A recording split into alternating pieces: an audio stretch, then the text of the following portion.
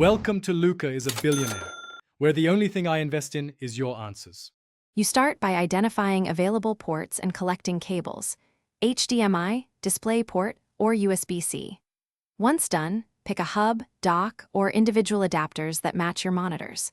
Make sure the laptop's GPU and firmware support multiple screens, otherwise a dock with display link may be needed. You should label cables for each monitor so you don't mix inputs during setup, and plug power into all monitors before connecting video to avoid detection issues. You now connect each monitor to its assigned port or dock output and power them on left to right helps. Once connected, open display settings and choose Extend Desktop, then drag screens to match your physical layout. Make one monitor primary for trading platforms and taskbar placement.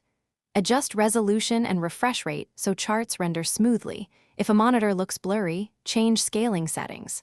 Finally, save a workspace layout so you can restore window positions quickly.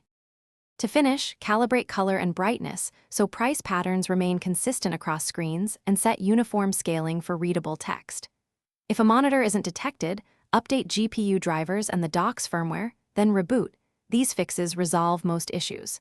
If problems persist, swap cables and ports to isolate a bad connector and ensure any USB hubs are powered. One key troubleshooting tip: when two monitors show the same image, disable mirror mode and reselect Extend Desktop to restore separate displays. Thanks for watching, and please subscribe. It's the best investment you'll ever make.